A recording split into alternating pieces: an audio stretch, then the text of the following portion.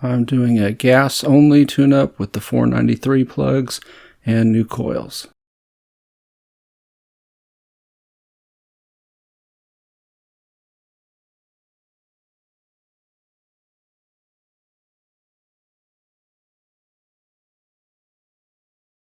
These are the location of the coil packs, first the passenger side, then the driver's side. Spark plugs are underneath the coil packs.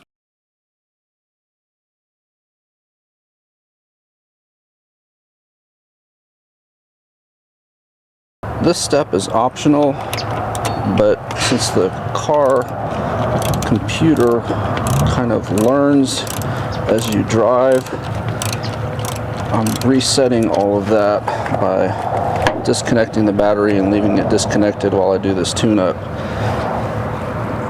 That way, when I put all the plugs in, reconnect, the computer will have a fresh map basically, and it'll learn from the new plugs. If you don't do this, it'll eventually learn from the new plugs. It's just going to take longer. So I think this is a good idea when you're going from really old plugs that may be not working ideally. Also, since I'm switching from the E85 compatible plugs to these, which are strictly for gas only, these are hotter plugs, so there should be a slight difference. So like I said, I don't want the car using the old programming from the old plugs, so we'll start fresh. It needs to be removed for access, so let's just unscrew these clamps to loosen them.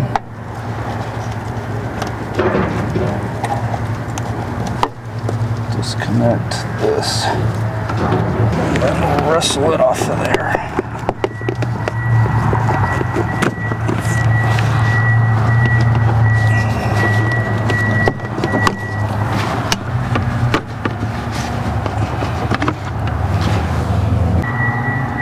That out of the way, you can see all the parts you have to access. The driver's side is fairly easy. I think most of them, if I remember correctly, you can get to with either a straight socket or maybe one swivel joint in it. And then on the passenger side, the rear one is the one that's kind of crazy. But you notice there's debris in here. And so it's very urgent that before you start this job, you vacuum that out or use compressed air to get it out, whatever you prefer. I prefer vacuuming just because that way it's sucked up into the vacuum. If you use compressed air, it just gets blown around and it may end up somewhere else that you don't want it.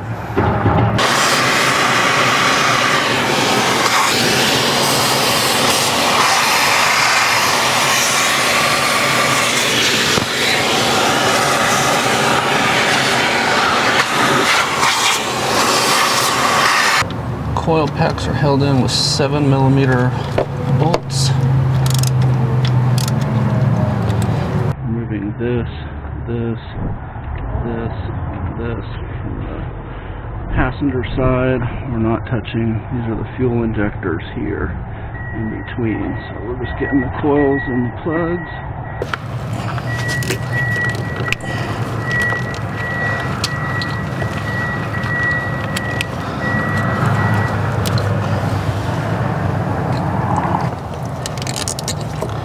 Grab the bolt so that it doesn't fall into the engine bay somewhere.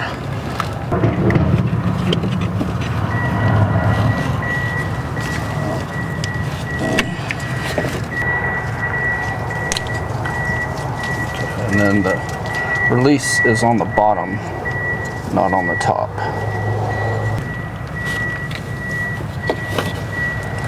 And I recommend that you save the old parts, at least for a while. One, if you have a plug blowout, it usually destroys the coil, so you'll have a coil to replace it with and get back on the road. And number two, you know, these things aren't cheap, so if they fail, it's nice to have some extra ones. You're going to want a 5/8 spark plug socket to make the job easier. You can do it with just a regular 5/8 socket, but the nice thing about the spark plug socket is it'll grab the plug and lift it out for you when you remove it.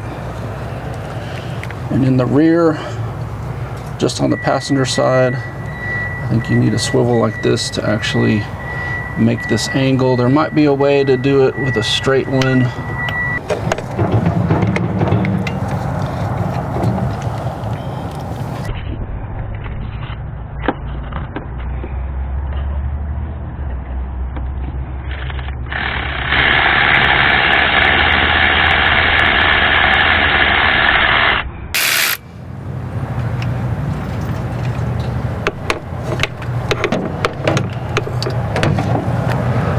That's why you like the spark plug socket, because it grabs it for you.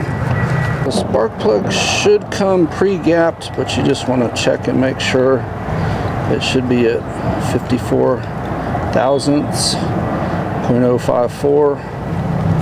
And you can see I can't move it anymore, so it is at 0.054.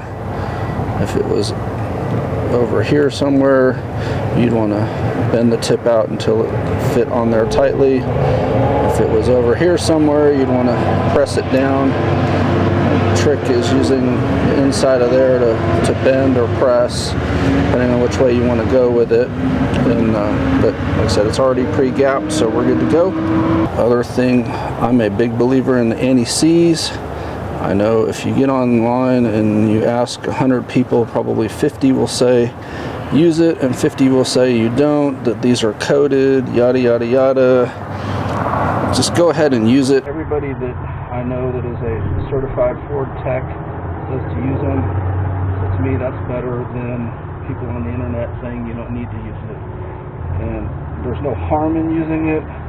There's only potential harm in not using it. Just make sure you torque your spark plugs with a torque wrench. Although the Ford spec has a pretty wide range of 7 to 15 pounds or so, I tend to go with the 15 or maybe even 16 pounds just because they do tend to spit. I had one spit at 13, never had one spit at 15, so they are literally that sensitive. The fuel line attaches to the spark plug, allowing you to fish it into the cylinder head and hand thread it, and then it just pops off real easily once it's hand tight.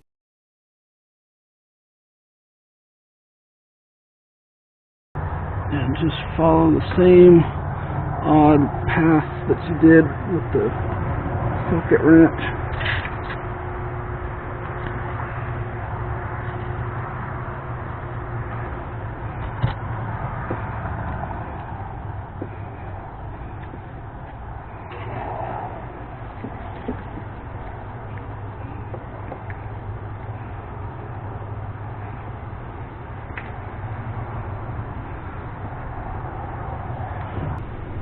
And for installation, I use a regular socket. That way it doesn't lock on and stay in the car, because normally if you use a spark plug socket to torque it down, when you go to pull this out, it'll do that and the socket will stay in the car, and then you're trying to fish that out.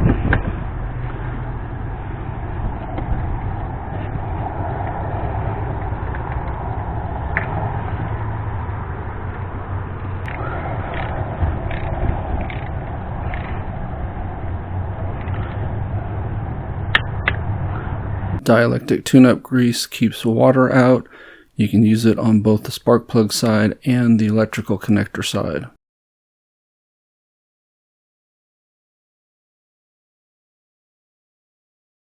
Leave it up to you whether it's easier to plug this onto the spark plug and then connect the electrical, or easier to connect the electrical and then put it on the spark plug.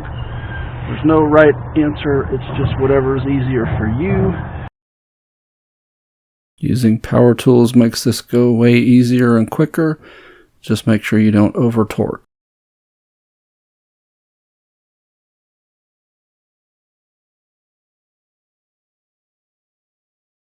The process for every plug and coil pack is going to be exactly the same.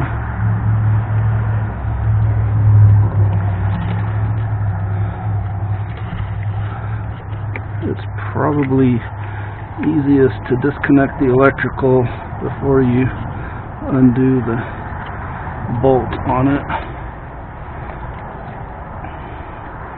But I don't recommend doing more than one at a time so you don't accidentally connect them to the wrong one,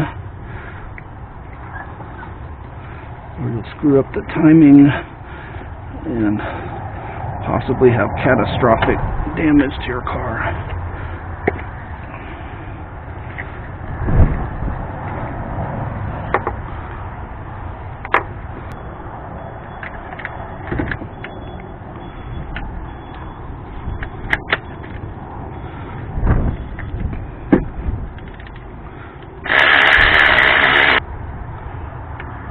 See, that goes much quicker with the power tools. This one, check the gap. It was perfect. My anti-seize on there. Drop it in with the hose. Start the threads. Once you feel it grabbing and not cross-threaded, then you can pull the hose out. Speed things up. I'm going to snug it with this tool and then get the torque wrench on it.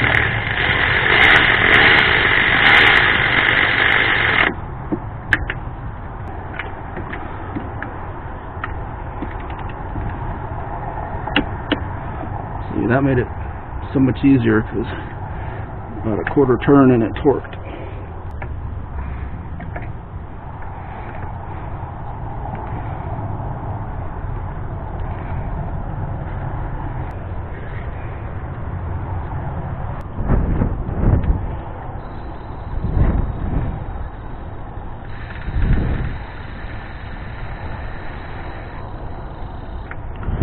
You notice I'm not using full power on here when I'm torquing, so I don't over torque by accident.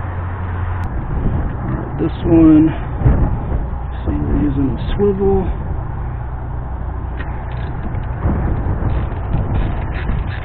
It's just in a really bad spot.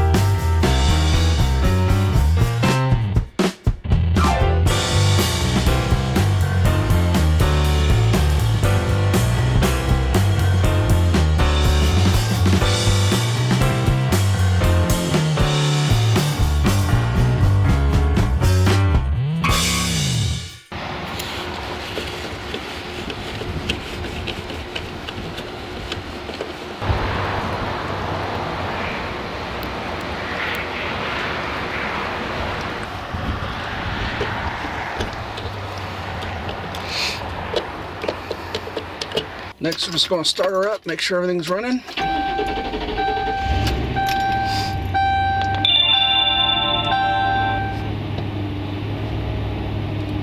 And it's going to take a while for it to kind of learn what's going on. So the idle is a little funky at first, but it'll steady out, and the more you drive it, the better it'll get. So you may be wondering, why get rid of the E85 tune? Well, for me, I generally don't run E85. E85 may be cheaper per gallon than gasoline, but because of the less efficiency, you actually pay more per mile driven. So it's actually more expensive to run E85 than it is gasoline. The only exception is states that subsidize E85 with your tax dollars. Then those may be a bargain. And what you need to do is just calculate for yourself the miles per gallon you're getting with E85, miles per gallon you're getting with gasoline. It should be 10 to maybe as much as 20% with gasoline better miles per gallon. And then just figure out the cost per gallon, and you can figure out your price per mile. And I'll put the formulas up. But for me, living in Texas, gasoline is always a better deal than E85. So I don't run it at all, and so I don't need it. And I'm hoping that with these plugs that are tuned for gasoline, which run hotter, that I'll actually get better gas mileage with the gas than I did with those E85 plugs. Or there's the method to my madness, if you will, of why I'm doing this. Hope the video was helpful. Appreciate thumbs up, subscribe if you're not already subscribed, and please tell your friends about my channel. Thank you very much.